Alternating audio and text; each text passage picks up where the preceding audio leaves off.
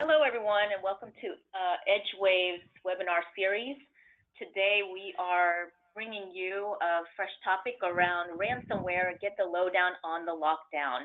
As you know, the last several years, ransomware has become popular, not in a good way, and I thought it would be great for us to go ahead and give you kind of a lowdown on what's going on with ransomware, what's happened recently with WannaCry, and tell you about technology and the marriage of technology and human review that would help in terms of preventing and detecting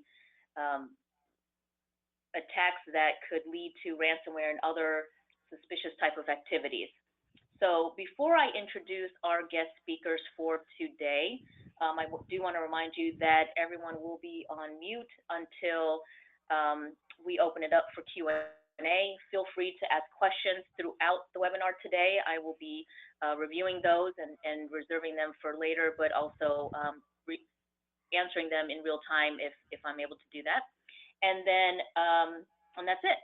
So today our guest speakers are Oscar Marquez. Oscar comes and brings 20+ years of security experience. He most recently was the CTO of iSheriff, which was recently acquired by Marquez, where he was head of technology. Additionally, he spent time at Novell, Siemens, and has a very productive and comprehensive experience in both kind of the networking side as well as the security side. We also have Tony Steffe, who is EdgeWave's Senior Solution Engineer, and Tony brings with us over 15 years of security and network experience, and has spent most of his years at EdgeWave, both on the ePrism and iPrism products over the past couple years, as well as our archiving solution. Now let me hand it over to Oscar. Thank you, Chu, and morning, everybody. Thanks for your time. I really wanted to go over the where ransomware has actually come from and where it's heading. Tony, could you move to the next slide, please? We really started this sort of trip about 2005 when we started seeing really people sending out application type of malware, allowing us to,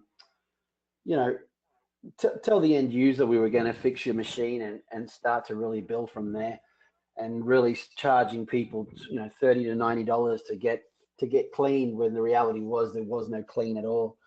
We moved to 2006 and we really started to see more of a crypto ransomware appear, but only from the perspective of moving files. Sorry, Tony, can you mute your side for a second? I apologize.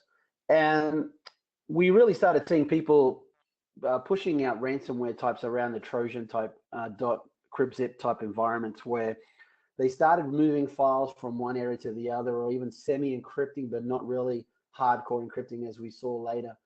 Then we moved into more the fake antivirus environment, where the hackers started to actually get smarter and say, let's build an application that actually makes them feel safe and aware, and try to get these people to buy a subscription. And we started to really see them in those first 3 generations. 1, trying to make money from a subscription standpoint. 2, trying to learn about application development. And 3, really starting to get, how do we move files and how do we get to the next level? By the time we got to 2011, we really started to see extortion take place. And Trojan.ransom.c was probably the beginning of the end, where we started seeing the copycat guy at home really just building a real dumb type of environment. We really have now software developer teams in different countries and regions working remotely, and really getting paid for what they're doing versus what they were doing before, really just trying to touch the waters and see how much they could get involved. We started seeing them stealing identities and trying to do targeted attacks from that perspective. We started to see the ransom grow to a level that we hadn't seen in the past, and really starting to get down to the lock of the machine. By 2013 is when we started really seeing the sophistication take place and really blend all these types of attacks into one. And then by that time, we started seeing encryption take place per file, we started seeing it moving across from a standard folder to start off with, to then we saw the whole machine, to NAS storage environments, to moving out to the cloud. So one of the major sort of benefits that's happened in the hacker world was, when I say beneficial to them more than to us, is that they've really started to build a Q&A environment from a social networking and a social distribution environment. We also saw some very large ransomware attacks. We saw things on banks, we saw things on local government. We really didn't see what I would say was the large education deployments or the large healthcare deployments at that stage. We really started seeing local governments. I had a personal case where I won't mention the local government, but they had 12 billion files encrypted, literally halted the entire county for about a week until they restored from backup and lost 10% of all their data. But versus paying $1 million in ransomware, it was a cheaper model and quicker to market. So it would have taken them 3 weeks to decrypt all those files either way. So Tony, can we go to the next one, please? Now, what we have seen now is the combination of everything come into play. And what we did see was the soft touch with the WannaCry ransomware that we just saw in the last couple of weeks. This really was the first time we've seen distributed healthcare, especially in the UK. Hospitals got attacked, 60 in total. They attacked the Russian government. They went through the Ukraine as well. We saw Chinese universities get taken down. We saw FedEx as well. But what these attacks had shown us is a lot of stealing of identities over the last couple of years is starting to culminate into targeted attacks on soft touches. People who they can see have vulnerabilities are able to drop a payload and move from there. Now, was WannaCry completely different to a lot of the ransomware we've seen in the last probably year and a half? Not really. The only difference was their methodology of dropping payload and the way they actually went out to market looking for the payload drop. So we are starting to see the WannaCry has already morphed into 17 different variants already. We are seeing that the distribution has stopped in a long way. This is really what I would say the first ransomware storm. You know, I go back in malware as long as back in the day that, you know, I Love You bug came out, and it was the first time we had seen such a propagation of viruses. Now we're actually seeing targeted propagation at the levels we've never seen before. So, you know, I could tell you from seeing cloud networks in the last 5 years that I could see a ransomware propagation of 70, 80,000 attempts to attack after the fact. This was completely targeted and distributed over to 1 million environments very quickly, and 200,000 were victims of that attack. We saw very little around the banking environment due to the fact that banks have actually tightened their infrastructure over the last 2 years as well, because they were the first on the block to be really targeted around most of these attacks in the day. Next, please. So one thing I really want to go through is, you know, how are these guys establishing these vectors? How are they really getting out there? You know, they really are looking for initial access, how do they buy some of this data to get, you know, soft touch data, I call it, because, you know, once you've got a user ID, there's no guarantee the password hasn't been changed, etc. They escalate into privileges, and, you know, people are always trying to fish out what that user has access to. So we've started to see a lot of pen testing happening from hacker servers. We're starting to see scans constantly happening. You know, stolen network credentials due to the vulnerabilities. You know, deployments of malware files across the environments. We're seeing, you know, deleted shadow sysadmin type environments as well, where things are just completely open and they kill everything on the way back out, leaving a complete stealth environment for the next hacker to come in. You know, so what we do see is the distribution systems are really taking on another level compared to what we've seen in the past. You know, we do see most of this coming through email today. 95% of these attacks do drop through email, but the reality is before they do drop the email, they have done the first 4 steps to figure out, you know, they're literally working like a penetration testing company in the cloud, trying to figure out who's more vulnerable than the others from buying certain data privileges from other people as well. So we are seeing different app distribution models as well, and I'll go a little bit further into that in the next slide as well. But once we do see the deployment, we are seeing a 23% return on investment, meaning that they are a large portion of people are still paying to get out, but we are starting to see a lot of people just dropping machines and starting them fresh. Probably the easier model to do in a lot of ways, but still painful from many other ways as well. Next, please. So as you can see, the distribution was global. It really affected everybody in many ways. But one thing we did see is the way things were propagated. You know, we are starting to see data breaches. We are seeing botnets. We do see things moving through SMS. Social engineering has gone to the next level on this type of ransomware attacks, where they're really targeting more than they've ever done in the past. You know, spam email. We weren't talking about spam for a long time now, but the reality is between phishing attacks, target attacks, multi-blended attacks, spam has taken a new life of itself. Drive-by download is at another level altogether now, which we haven't seen in the past. So what we are seeing now is firewalls are pretty immune to a download drop-by of a file. So you are in an SSL tunnel in most cases. You know, if you're just blocking SSL, which most companies don't, you need to be man in the middle for the downloader exploits, and you really got to figure out the exploit kits that are actually attacking you. So all these multi-layers are taking things to the next level. Now, what I was saying before as well is cybercrime industry is just blown up. Now we see hackers for sale. We see organization hackers for sale. You know, you can literally buy an exploit now for $160. And they also give you the social engineering on how to re-engineer that attack for another layer. You can, you know, you're not seeing the lone wolves like you were before. You're really seeing people now, hackers for hire, and really sort of falling into these organizations.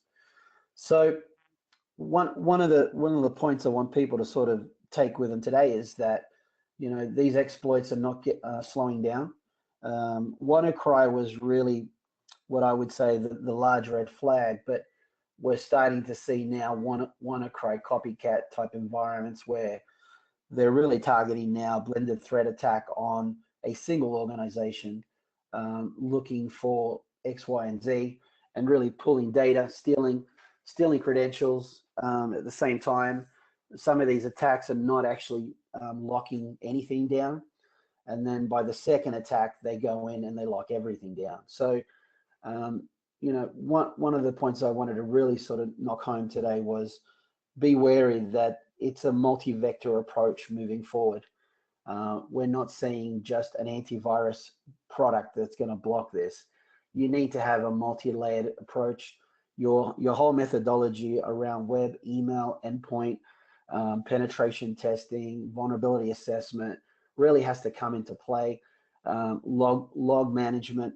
I think the security systems in the past have been too fragmented, and I think now you really have to start finding partners who actually have a multi-vectored approach. So with that, Tony, I'll hand that over to you. Thank you, Oscar. So what I want to talk about is that multi-vectored approach and things that you can do within an organization to be able to protect yourself against these types of threats that are frankly always being recreated. They're innovative. You've got a lot of talent. You've got a lot of money driving that talent to be able to create these types of things that are ultimately going to be a problem for an organization, because that's where the money is and that's where people go after. The philosophy with EdgeWave and the things that we do and the protections that we provide, they really are based on that idea of taking a multi-vector approach. And we've done this from the very beginning of our products. The key element to it is having a human review process and a human element in it, just because at the end of the day, it really does, it takes a human to stop a human. You know, we put in our automated systems and they go, but if you're not staying on top of them and looking at what they're doing, making sure they're effective and integrating in new things that come out along the way.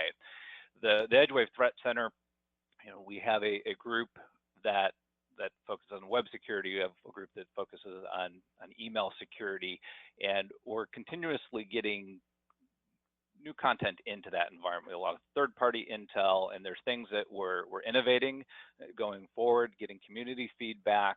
You know, historically, in the security world, users have been seen as a vulnerability. Your end users are potentially part of the problem, and that mindset is changing, because the user community, the actual people sitting at keyboards, are actually a valuable resource, because they're seeing things in real time. And if we can capture that type of content and parse through it and be able to find what's valuable to that becomes yet another collection point in what we do. It's a bit of a forward-looking statement of some of the things that EdgeWave is doing. The core functionality of what EdgeWave does is we really focus on email security and web security. And why is that? And that's because these are the two most common places where things are coming in and out of the network. When we talk about the attacks, Oscar pointed out 95% of them right now are starting through email, right? That's where these things come in to the environment. And then when they're there on the network, then they're going to go outbound through the web. And so that border of where things are coming in on the network, that's where we focus. So some of the things that we've been doing on the way with email and things coming in is that we look at that flow of mail that is coming into the customer's organization, and there's a lot of things that we can scan right off the bat. You know, certainly AV scanning with multiple engines, and we're going to look at spoof campaigns. We're going to look at making sure that the mail message is a proper mail message. We've added some things here recently in our 10.5 release. We added anti-fuzzing technology, and that's basically looking at one of the tricks that spammers are using is to modify a domain. So it's, you know, it's not edgewave.com, it's EdgeWave spelled with two V's instead of a W, because maybe people won't catch that, right? So how do you protect those type of things? So as people come up with tricks, you need to be responding to that. And then once something's on the network, or just in general, when we start talking about things that are leaving outbound through the network, that's really where the web security side of things comes in. So there's certainly types of things out there like the drive-bys. So with the iPrism product, what we're doing is looking at malicious content, and that's done in a couple different ways. One is through the security database that exists on the iPrism, it's the iGuard database. We look at where people are going. So, you know, if you do get that mail message with a URL in it and you click on it, you know, at that point you want to stop that on the outbound side. Drive-bys of other natures, that's something that you want to be checking for as well. There's also AV scanning that happens with the iPrism product. The last bullet on there, the secure traffic analysis, to build off of what Oscar was saying about secure traffic. So that is talking about HTTPS traffic, encrypted traffic, and people are figuring out, hackers are figuring out that, hey, if I have a secure tunnel that exists between a workstation and a destination web server, you know, a lot of those border and edge protections are going to be bypassed, because it's going to see that as secure traffic. And so the way for an IT shop to respond to that is to do SSL inspection. And that is where your security device is acting as a man in the middle, decrypting the traffic so we can see what's happening, and then be able to apply security policy to that. Do the AV scanning, look to see what URLs are being requested, how something is behaving, and then re-encrypting that traffic as it goes out to the destination web server.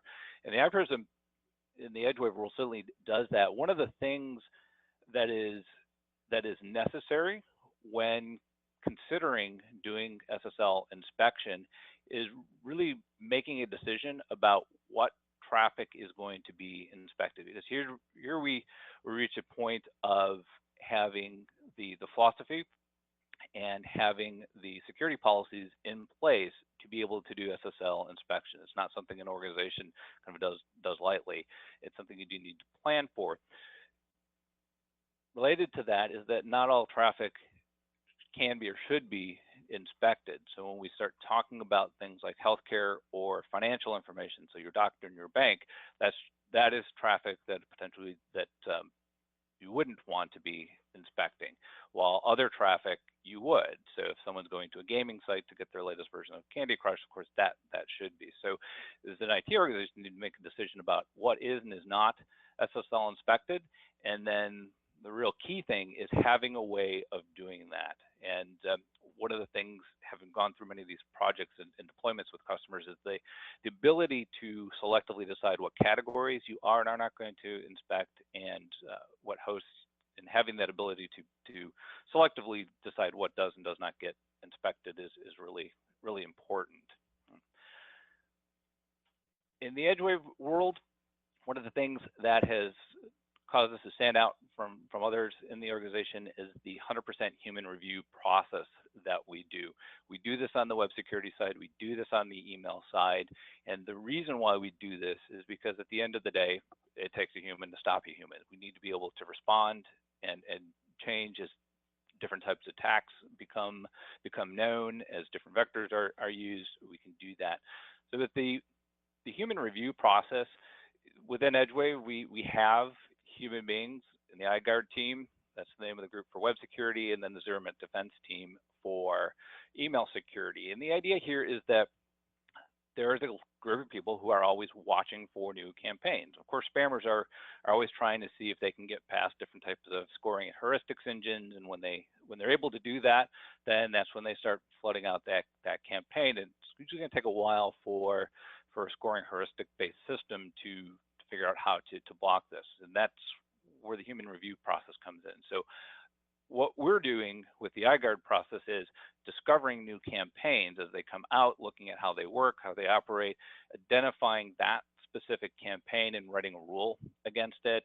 That rule goes onto the rule stack. We maintain it, so we'll watch that rule, make sure that it is effective. If it needs to be changed going forward, we'll do so, and when it's no longer needed, it will get aged out.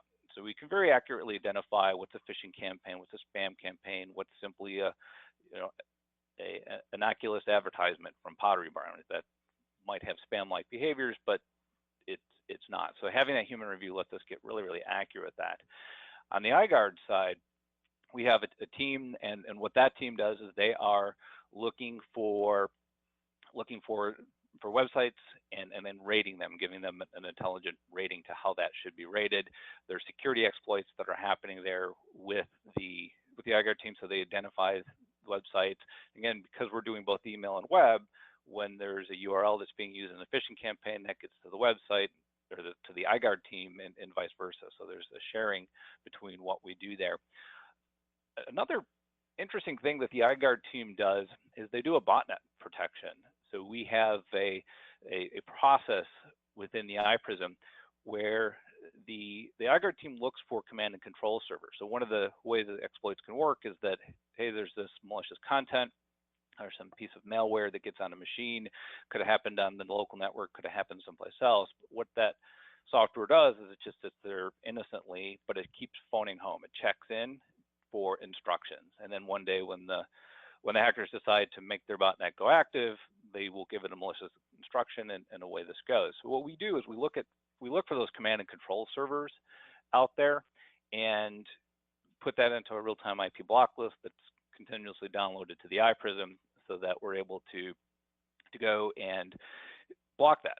So when someone's malware tries to phone home for instructions, we're going to kill that connection.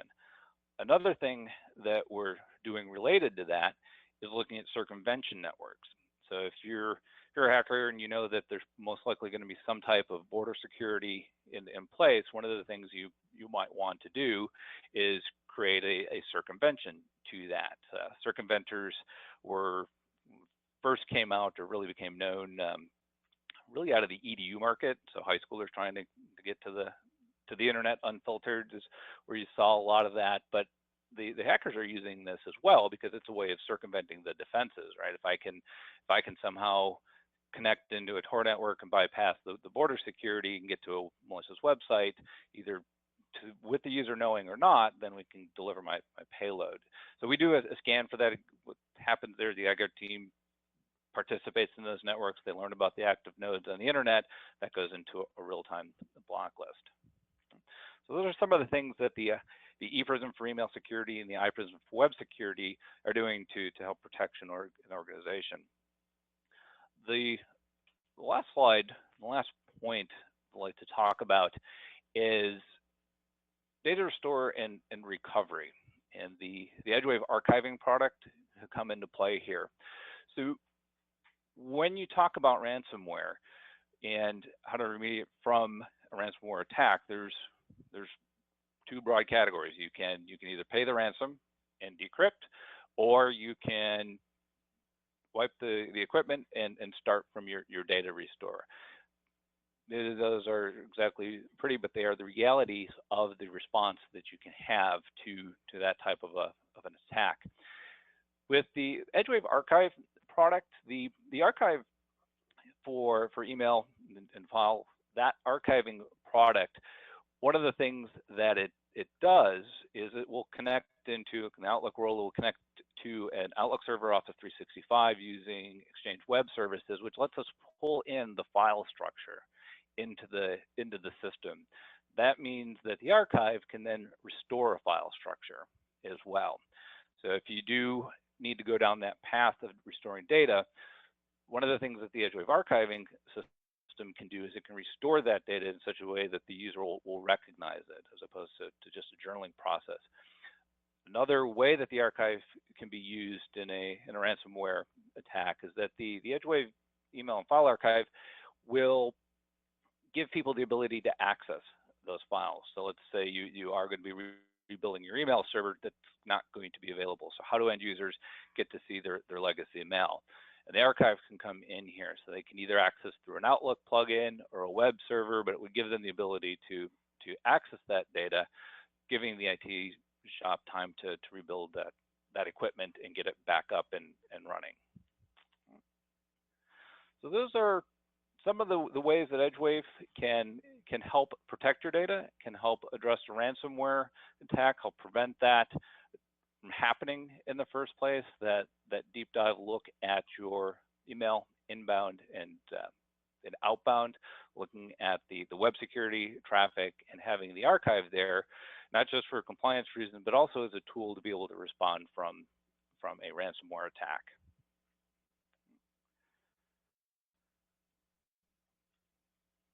All right, and with that, I'll turn it back over to Chu. Thanks, Tony.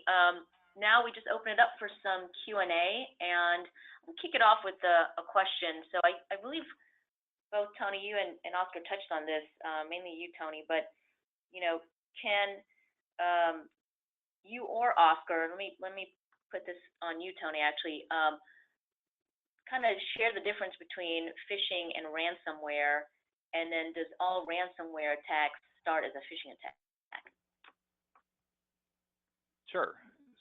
So I'll start with this, and Oscar can add to it as well. So the real difference between that, so phishing is a technique, and the ransomware is the actual attack. So you can kind of think of it as I want to put this executable onto somebody's network and have it lock the data, right? So how do I actually get that file there? And there's different ways you could do that. Very common one is through a phishing attack. So phishing is going to be, how do I send something through the email system to be able to get someone to take an action that results in that getting a file on there? Do I send them an email with an attachment and somehow spoof that to make it look like it's something to click on, and then away it goes. So you can think of phishing as being the method, and the ransomware being the attack. Oscar, if you want to add to that. And to add some notes to that as well, most ransomware attacks also occur after a spear phishing attack. So a spear phishing attack is a targeted attack at a user trying to get through. Once that attack does work, then the ransom will be offloaded on the next email. So they are using a blended attack methodology. So don't think to block ransomware is just a matter of blocking ransomware. You need to block phishing. You need to block spear phishing. You need to make sure you don't have any vulnerabilities that are completely open to the world. And you need to make sure your password methodology is very strong and very active as well. Next question. Great, Oscar. I've got another question here. What layer of security are best, and what have you found to be most effective? So from a ransomware perspective, let me give you a couple of insights. I've seen customers who the email system has allowed it through. Let's talk about Office 365, for example. Office 365 has dropped an email with a payload. Then it actually goes out and tries to call the 50 to 60 IP addresses looking for the download of the payload. Sorry. And that was effectively blocked at the web level. So web security goes in through SSL man in the middle and can actually see that those are bots. It can see that those are miscellaneous sites trying to offload a payload. So, you know, one of the methodologies there is make sure you're tight on your web security and make sure your email security is just not the email vendor's product. We've seen a lot of customers who are using a dual approach with Office 365, and I think that's the right methodology. Don't get me wrong, I think Microsoft tries its best, but Microsoft is not a security company. They are buying feeds from everybody else, and now they're about to spend more money in that space. So I would say email, web, and endpoint, those three vectors on their own need to be talking to each other. And you need to have some sort of a coherent policy across those three platforms to make sure, you know, antivirus on its own is really good at blocking the 90 percentile, but you should also have some sort of policy that will not allow execution of encryption, will not allow execution of file deployment, etc. So just having an AV signature database is good, but it's just part of what the bigger picture should be.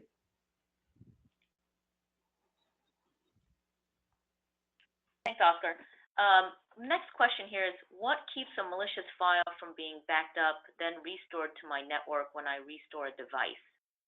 Tony, you want to take this one? Sure. So the reality is that you can back up a file and then restore it. You know, if it's a malicious if it is a malicious file. So, you know, in the EdgeWave world, that is something that is existing on the network and not at the border, or that process. Now, what I would say to that is that a lot of these exploits that are happening are taking advantage of some vulnerability that has been discovered, the 0-minute day, if you will, that there is something that is a known vulnerability or recently known vulnerability. There's a hack to take advantage of this, and then it's deployed. And what happens in that case is that vulnerability ideally will go away very quickly. So in the case of patching, like with WannaCry, you know, machines that were patched didn't have the vulnerability. It was a known vulnerability. There was a patch for it, and if your machine was patched, this wasn't a problem for it. So there is that element to this, that, you know, there's an exploit that's backed up and restored may not be valuable or useful or doing anything at the time that it happens. Now, that said, that's kind of looking at it from where I sit, which is looking at the edge and the border device of saying what's coming through the network, what's going outbound through the network. Of course, if it's using something that's going to make a call out to the internet, the I presume as an edge device is going to be there. for that. And again, the longer these things are around, the older they're going to be, the more they're going to be addressed. So there's certainly that. But I think a point to, maybe this is a good point to make it, is that you know, there is no one product that is going to be the complete package here. So you know, when I'm hearing this question, I'm thinking endpoint security, I'm thinking security policies, I'm thinking, you know, there's other things that come into play here in addition to just you know, just the edge scans as well. Yeah, and just to add some more light to that as well, you know, I think best practice is that if you have an archiving system, you scan on the outbound and you scan on release as well. If you have a backup system, the same scenario. Keep in mind that, you know, if you do archive or you do backup environments, they are pretty much stagnant environments that don't execute anything in most cases. So by the time you do re-release that file, for example, or email, it'll be rescanned, and in most cases it's never 24 hours after the fact. So there's either an update already that will capture that file and cleanse it pre being released. So best practice will always be scan up and down on any type of backup or archiving systems, and I think most of those systems today play that game.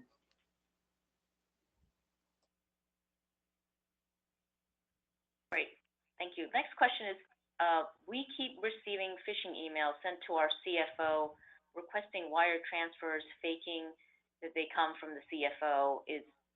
Can EdgeWave help with that? Tony, you want to take that one? Certainly, yeah. So yeah, absolutely, we can definitely help with that. That actually is something that comes up frequently when I talk to folks who are using Office 365. Office 365 is fantastic. As Eric said, that Microsoft's not a security company, so we add that layer of protection inbound and outbound to what, like, in Office 365 it does. And there's a number of things that happen as far as spoof checks that the ePrism system will do. We check to see if you know, if something is coming from the outside and claiming to be an inside user. That's one of the things that we'll quarantine. The anti-fuzzing, so someone trying to spoof by using a domain that's similar but not exact to the customer domain. That's another scan that we do SPS checks as well. And then there's also what we call custom filters that we do when for the C-level type people that we can use to identify this type of content. The last part that I'll throw out there in the ePrism world is making sure that your email is being scanned before it is going into the system. There's a number of ways that that mail can end up going around or doing an end round around your email security. Just a variety of ways. Extraneous MX record or not restricting Office 365 can be ways that things that that are legitimate configurations, but they're inadvertently allowing spammers to bypass your security. So typically with the ePrism, as we set it up, we tighten the scans that we do, and then make sure that your mail is always going through that. One more point to add to that, Tony, as well. If you guys are running a port 25 system for email, make sure your ports on your firewalls are not open to the world and it's just pointed at those email systems, because you'll probably find in most cases you're actually getting phishing from outside as well. Sorry, Tony. Oh, you're exactly right, and that, you know, it used to be a config thing at one time where you would take your first couple records and point that through the spam filter, and you'd leave the third or fourth one there as a direct connection to the firewall, and the idea there was done for fault tolerance. That was kind of a thing. You can't really do that anymore because it'll happen exactly as you say. They'll go direct to your firewall.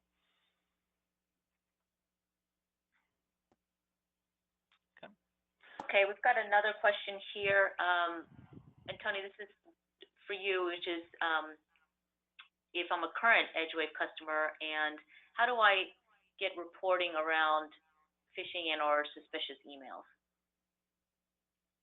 Sure. So there's a report that I like to run in the ePrism world, and that is the advanced report. And the we'll call it the secret of the advanced report is there are buttons that you can use to select what you're actually viewing. And there's the one that I'm thinking of specifically is going to be the advanced button and the content button. So frequently when I'm looking at spoofing, phishing, those types of attacks, run the advanced report, limit it to spoofed mail, the spoofed category, and the phishing category. Those are the two categories to be interested in. And then go to the advanced button, and there is the ability to turn on additional information. And the information that I have to look at there is going to be the source country and the IP address. And then there's also an additional MIME column that you can turn on. And that can be an interesting report to run. So you run that report, and then you can start playing with it. So some of the ways that you can change that is just within the UI, reorder the report to look by IP address. And that can tell you some interesting things. So if someone is trying to send the same mail message from similar IP address ranges, that can you can see some insight as to what's happening there. If there's just specific countries, because we can block things by country and by IP and whatnot. These are all different ways to find it. And there may even be legitimate senders that can send for your domain that are being caught by the spoof protection, because those need to be whitelisted. So that's the report that I would run to be able to find out what's going on with spoofing and phishing within the organization. There's another piece to this that I'll say is that also on your domain, you want to make sure that you're doing the SPF checks on there, which is a setting. Just make sure that the SPF scanning is happening. So that's what I would do. Okay, thanks, Tony. I just want to add a comment to a previous question.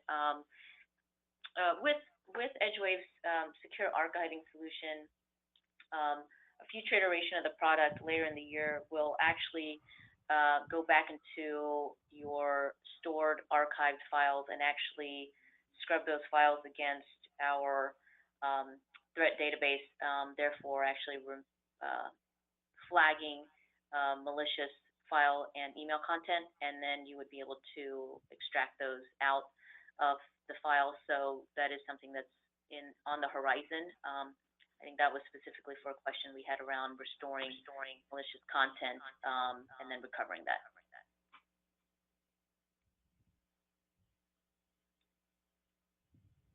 Okay.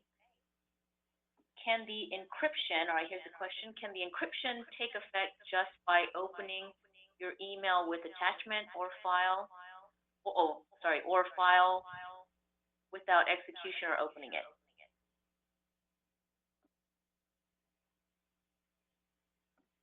Is that around a ransomware execution? It may be, it doesn't, yes. Well, the encryption will only happen if the ransomware is able to download the file that executes, and then it starts encrypting the files. The email itself will not encrypt anything unless it does download that executable. Hope that answers the question. I think so. Tony, do you want to add any comments to that?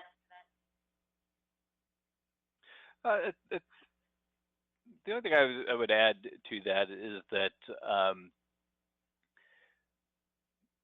just having the file that passing through the system is usually not the problem, and that's where you see a lot of these type of phishing mail messages will have some type of trick to them to be able to get you to do some action. So just a couple that come to mind. The hey, you've got a UPS package here. Here's well, let's say that's usually a link to the payload. Click on the link. But another type is, your invoice is attached, take a look at this or whatnot, and they rename the thing. So it's actually trying to social engineer an action that's being taken on there, so that you're actually double clicking that attachment. But typically, just having the mail message in your inbox is not the problem. It's the actual execution of something with that mail message. Tony, as a follow-on to that, do we see any of these self-executing? The well, when you say self-executing, sometimes those can be things like, auto opening an image, like, an Outlook doesn't will stop that by default, is a way of, what is auto executing, and technically that's actually the end using device that is executing in that case. So we'll, in that case, that's why Outlook does that. But Oscar, are you aware of exploits that are using email and trying to either auto execute or take advantage of some behavior within the client to auto execute? Yeah, there are certain malware types that are actually doing that, but they're not ransomware type related. So they're actually executing to either put a stealth file on load, or to try to actually execute some sort of registry read to send out some credentials to the cloud. But there really is, currently the ransomware layers are not designed that way yet.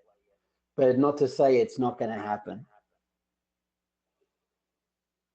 So be aware from that angle as well, and how you think of your policy moving forward. Okay, we've got another question here. Can ePrism send out an alert email when phishing emails are received? More importantly, the amount of users who are being targeted. So the ePrism has alerting capabilities built into it. They're going to be alerts around usually types of mail delivery type issues, disruptions of service, excessive mail messages. They don't currently do that specifically for phishing mail messages.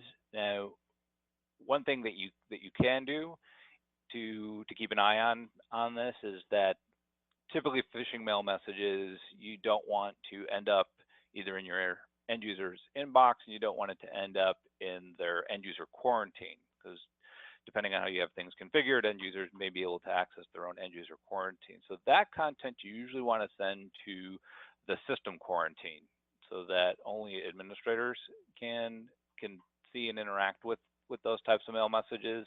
And then what you can do as an administrator on top of that is take one of the reports and run it against things that are phishing related and quarantined, and put that into an automated report. So you're getting an email summary of that on a regular basis.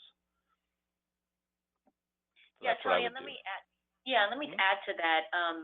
Earlier, Tony had kind of talked through, kind of our integrated threat protection, and part of that is in the next 2 months we're enhancing our current spam reporting plug-in with a broader suspicious email alerting system, whereby the end user would be able to alert the IT administrator as well as EdgeWave if they see something suspicious, and we would be able to review and analyze that both from our automated technology as well as our human review in real time, and then the whole population of EdgeWave clients and customers will be able to benefit from that in real time as we create a rule around it, and then we detect and block that. So that is coming down the pike in the next 2 months.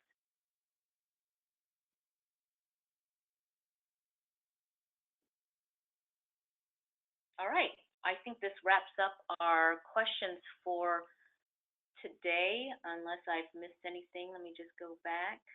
Oh, here's one other question that I see. If I have a remote machine on my network that can physically be seen by the main computer, however, file sharing on the remote is disabled and there are no connected local network devices that access it, are the files on that remote machine still vulnerable to encryption in the event of an attack? As long as that machine is not internet savvy, no. But if it's able to do a connection to the web, yes. So if it is receiving emails, a good example as well, if that's able to browse the web, you know, I was on CNN this morning and they had paid links for removal of ransomware links. And I have a machine that's designed to capture any vulnerability. And that again was a payload drop for ransomware, not a cleansing. So I would be wary if that machine doesn't even receive email. You know, unfortunately, we work in the industry where the users click through, and it's not of their own fault, and that comes back down to training and awareness as well. Okay, thanks, Oscar. Okay, I think that wraps up our Q&A for today. If there are no other questions, thank you for joining our webinar. Stay tuned for our next webinar around Office 365 and how to secure it. Thank you, Oscar and Tony, today for the presentation and answering the questions at the end. And we appreciate your time.